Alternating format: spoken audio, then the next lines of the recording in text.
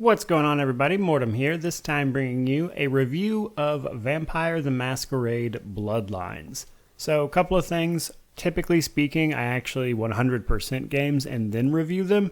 However, this game doesn't have achievements, so that's not really possible. That said, I have played through it with every clan multiple times. Also, probably going to be some spoilers for the game. That said, it is a very old game, so it just kind of is what it is at this point, in my opinion.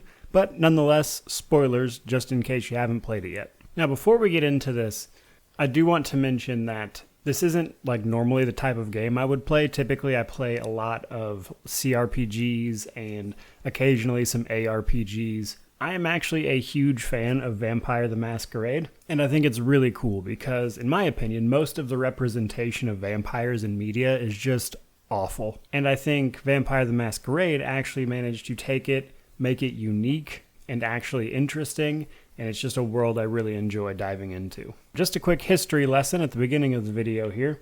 If you're unaware of the history of the original Bloodlines, it is largely regarded as a cult classic. It was originally released in, I believe it was 2004. It was incredibly buggy and in some cases just straight up unplayable. But truth be told, it was amazing that they actually got it released at all, because it was very much so a case of development hell for quite a while. There's plenty of articles and things that detail that. However, with everything currently going on with Bloodlines 2 and its own version of development hell, it's definitely worth mentioning that this entire series seems to have a history of that. Also, last thing before we actually start talking specific in-game stuff. It's highly recommended you play this game with the unofficial patch because, as I mentioned, when this game launched, it was a buggy mess, honestly.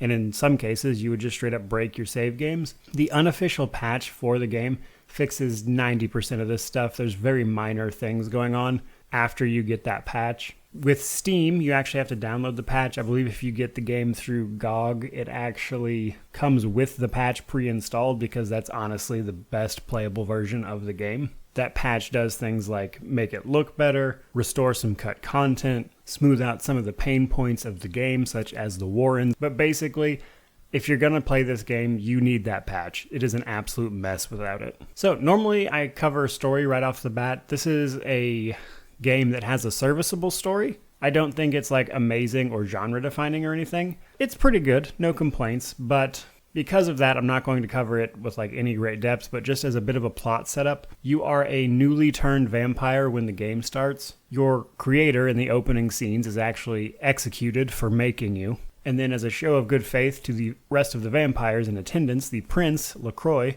decides to spare you as a show of good faith, which we'll get into more of why that is in the world building section. LaCroix then sends you on what is essentially a suicide mission to investigate a sarcophagus that supposedly houses something. Now, they're not really sure what it is, and that's what they want you to figure out. And that's what most of the game revolves around, is that sarcophagus. So that brings us to character creation. Now, this is where I want to talk about the fact that this game is based off the tabletop game Vampire the Masquerade. So Vampire the Masquerade is also in its 5th edition, just like D&D is these days. I believe at the time this game was made, it was the 3rd edition that it was based off of, but really the point of telling you that is this system has changed and been updated, and Bloodlines 2 will be using the most recent version of that tabletop system. So just some things to keep in mind here. When it comes to character creation, you can choose male or female, which gives you a set appearance, which is why I mention it. You can't really change any appearance options outside of your clothing.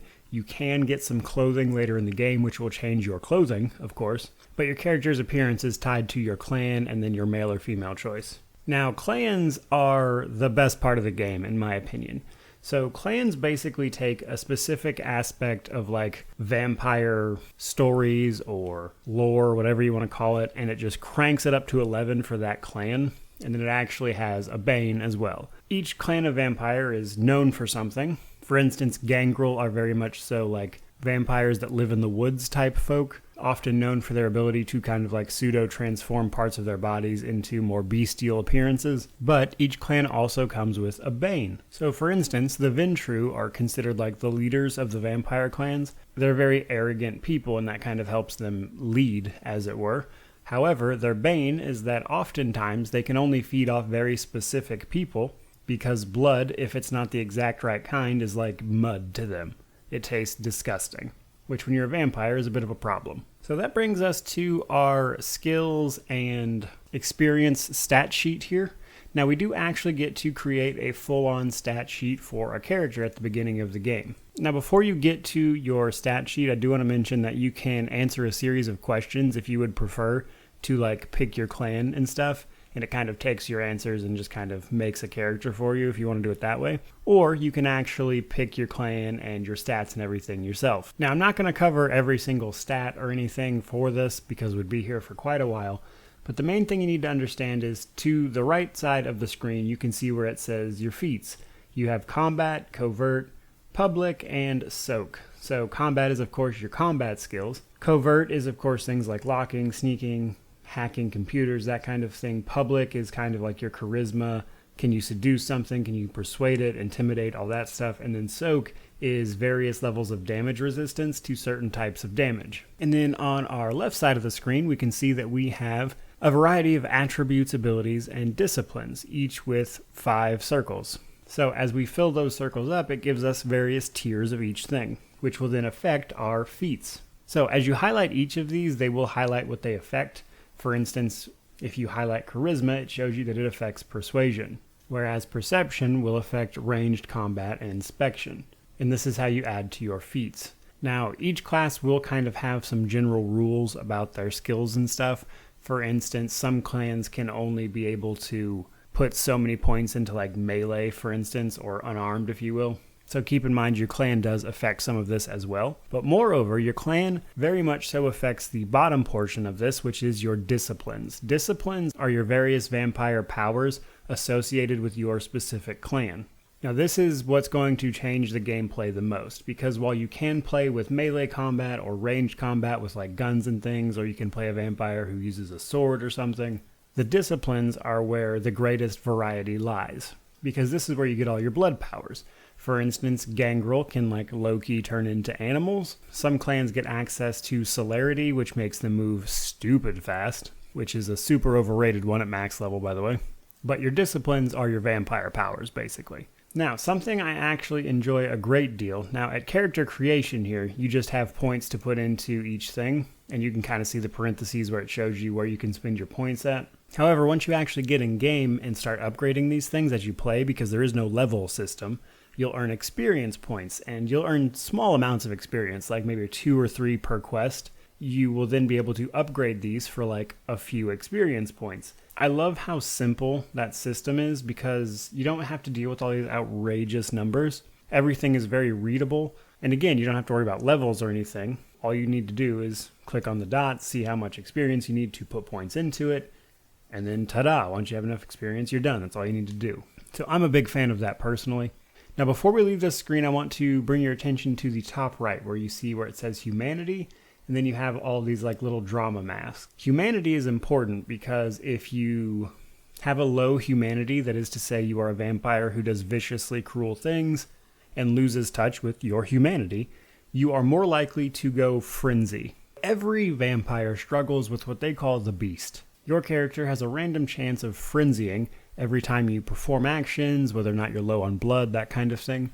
And if you go frenzy, you're likely to just go crazy and start killing civilians, which is where we get into these drama masks. So the name of the game is literally Vampire the Masquerade, which brings us to the Masquerade.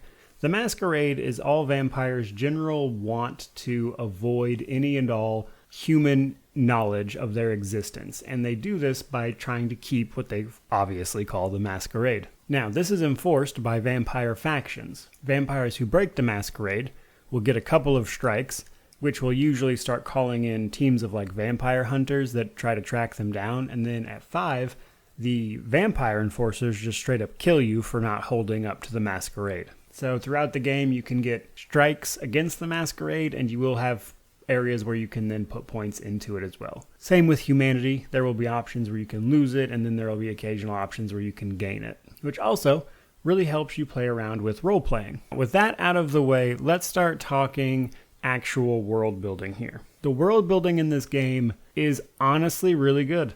So you are in Los Angeles because it is a modern day setting. Now there's all the obvious stuff like, you're a vampire, so you're running around using your vampire powers. dealing with all the vampire lore that is very unique to Vampire the Masquerade. You get to see all these other supernatural creatures. There's werewolves in the game. There's these crazy like flesh creatures that I'm not going to get into too much, but they're here. There's other vampires. There's the process of upholding the Masquerade, because if you're running around the streets of LA just using your powers like willy-nilly, you'll start incurring Masquerade violations. So each area of the game is designated as combat is free-for-all, a Masquerade area where you have to make sure that you're not using your abilities in front of people, and then there's Elysium, which is like vampire neutral ground, where you're just straight up not able to use most of your abilities. Now when it comes to the world building, I specifically want to talk about some of the factions that make up this universe, if you will. I want to talk about the Camarilla, the Sabbat, and the Anarchs specifically. So the Camarilla is like the vampire government, basically. They're the ones that primarily enforce the Masquerade. However, they're vampires. So the key thing to remember here, especially when it comes to the world building, is that even you are a monster. Vampire the Masquerade doesn't try to make you the good guy in any way, because you're not. You're a vampire. So that's an important thing to remember when you're talking about the factions of this universe. So while what the Camarilla does in fact technically benefit all vampires, they're not exactly doing it out of the kindness of their heart. The Camarilla, as far as they're concerned, includes every vampire regardless of whether or not those vampires have chosen to join them, which is what puts them at odds with the Anarch faction of vampires, which believe that basically vampires are free to spend their afterlife however they choose, and thus that frankly the Camarilla don't have any authority over them.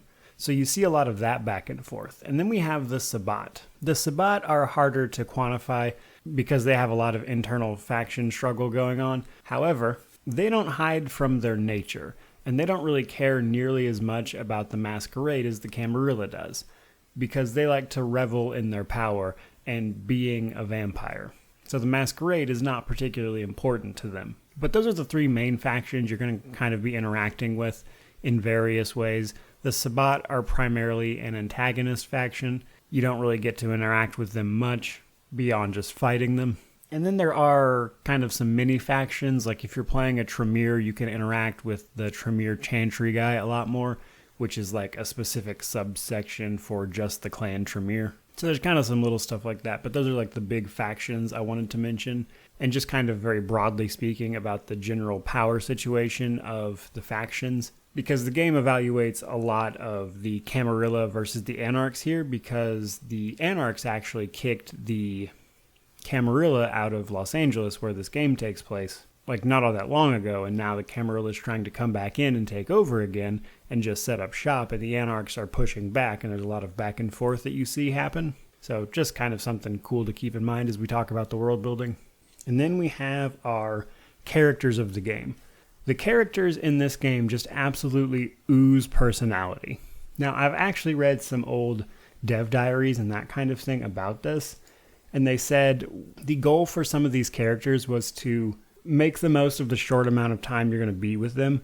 So they would pick like one particular aspect of a character and just dial it up to 11. So it's less that you're interacting with like full, amazingly written characters, but rather that you are having a conversation with almost just like a trait of a personality. So you get people like the super sleazy porn shop owner. And overall, I think it works simply because it's a fairly short game. Like, you're not going to be spending hundreds of hours with these characters, so they don't need to be fully fleshed out necessarily. And because they're so memorable in your short time with them, they really stick out in your memory because it was like, wow, that was really something, you know what I mean? While you're running around, you'll have plenty of options to roleplay your vampire. The level design in this game is actually really good as well, because there's tons of opportunities to approach each mission in the way you want to approach it. So basically anywhere you put your skills in, like whatever you wanted to focus on, there is probably a way to resolve the mission that you have in regards to your play style. Now, not always. There's a couple that it's kind of like geared towards one thing. But for the most part, especially considering the scope of this game, they did a really good job with that. There's tons of opportunities to lockpick your way past a door, use a vampire power to confuse someone or dominate their mind, or use your vampire charm to persuade them in some way. Sometimes you can talk your way out of a situation. Sometimes you can sneak your way past it. Sometimes you can use your vampire powers to just turn yourself invisible and walk past the whole situation. There's just such a wide variety of ways to approach the world in this game. I think more than anything, at least for me personally, for sure, is one of the things about this game that just keeps me coming back to it, because there's just so much replay value because of this. And it doesn't even stop there, because your clans actually have unique things for each of them in the world. For instance, Malkavians, who are basically kind of delusional people. The Malkavian clan is cursed with like some psychosis, basically. And because of that, when you're playing a Malkavian, as you walk through the streets, you'll see things like the telephone wires just like whipping around everywhere. You'll get unique dialogue specific to Malkavians. The Tremere vampires, for instance, have a whole separate like little quest line they can do basically because they're Tremere. And because of that, as small in scope as this game kind of is, even then, the game very much so reacts to you and your character and the choices you've made. That brings us to the combat. The combat, unfortunately, is not awesome. Like, it's not bad. It's just not good either. Like, it's definitely playable, but I would say it's not always a great time. So, while there is a great deal of build diversity and stuff, the problem is that a lot of it's clunky. It's less than balanced. For instance, if you want to play an unarmed vampire who just rips things to shreds, you can do that for like the first half of the game, and then it just dips off completely because you start fighting vampires and stuff, which are resistant to that damage, and then suddenly you're barely doing any damage towards the end of the game. If you want to do ranged combat, for instance, you want to like fire a gun, that's a viable build as long as you put a ton of points into it, but late game, a lot of times the aim reticle, if you will, is just a nightmare if you don't have enough points for the associated weapon, so that can feel a little weird. There is no like aiming the gun outside of just your hip fire, so to speak. Some of the disciplines are just flat out better than others. For instance, Auspice is pretty useless for most of the game. Like, it's not entirely useless, it has its moments, but largely it's not something you'd want to use. Celerity is ridiculous. So vampires that have that have a clear advantage over the others, just in combat throughout the game. So while I have a decent amount of negatives to say about the combat, I do want to mention it's not awful by any means. Like, again, it is playable. It's good enough for the role-playing game that it was designed to be. But I'm just not going to sit here and pretend like the combat is award-winning or anything, because it's not good, even by the standards of the time this was released in. Now, you don't really get any companions in this game by any means, but you do get a ghoul servant. So in this world, ghouls are humans who have drank vampire blood while they are alive, which is basically like this amazing drug for them that then kind of binds them to servitude to the vampire whose blood they drank. And vampires find this particularly useful because they always want human servants to do the things that they can't do during the day. Because being vampires, of course, they can't go out during the day. Now, you get a ghoul, potentially, named Heather. And throughout the game, you actually do get to tailor her personality. So, as you progress the game and you go back to your haven, which is like, your nest, if you will, where you go to sleep during the day and things like that, which does change a bit as you play the game. You will bounce around apartments and everything. But Heather will follow you if you chose to keep her on as a ghoul. And you don't have to. You can actually send her away and not keep her as a ghoul. But if you do choose to keep her, you can convince her to like quit college for you or not, or pick up an extra job to give you the money or not. You can even at one point actually get her killed if you don't tell her to stay inside at a certain point. So while there aren't companions, it was cool to kind of like guide this character development for this one character, if nothing else. So just to wrap up some negatives, followed up by some positives, and then put a bow on this thing. So when it comes to negatives, as I mentioned, the combat's in a pretty rough place. But also, it's not awesome having to download an unofficial patch to actually make a game worthwhile. This is a game that I just straight up would not recommend playing without that patch. Also, for the endings of the game, there's quite a few different endings, actually. However, you basically just get to choose the ending you want at the end of the game. While you're actually playing the game, the main story, at least, doesn't really react to anything that you would do. You can approach all the missions in a variety of ways and things like that. There's choice in that regard. But how the events play out, doesn't change in any way, really. Even if you deliberately try to make them and start like playing people against each other, they'll maybe comment on it, which is some nice reactivity, but it doesn't change anything really. But let's hit some positives and then wrap this up officially. So positives. One, really cool universe. Vampire the Masquerade is some very unique vampire media, and I just really enjoy it. The clans are really fun. They're very unique. The world building of this game is on point. It has a really good sense of humor about itself, while simultaneously managing to craft some levels and missions that are like genuinely creepy as well. The role-playing actually stands up even today, almost like 16, 17 years later now. And considering how cheap it is these days, it's a very good value for your money. I believe right now on Steam you can pick this up for like $20. But this game is, like I mentioned earlier, just a cult classic. It does what it does well, really, really well. Even if there are some pain points here and there, just with the overall design of the game, it is still a great game and I really enjoy it. Which is why, despite the current development hell that Bloodlines 2 is experiencing, I'm still hopeful that that game will come out in a playable state and be something that people can enjoy, because this particular IP is just one that is important to me personally, and I really enjoy it, and I wanted to share this with you guys. But that's pretty much going to wrap it up. So if you made it all the way to the end here, thank you so very much. I really do absolutely appreciate it. I couldn't do this without you guys. So if you'd consider joining the channel as a member for $1 a month, you get your name in the credits, some emojis, that kind of stuff. Or perhaps even check out my merch store. There's a link in the description below. Anything helps the channel, even just watching, so no worries if you don't. But more than anything, truly, just thank you so much for watching. May you wander in wisdom and have an amazing day.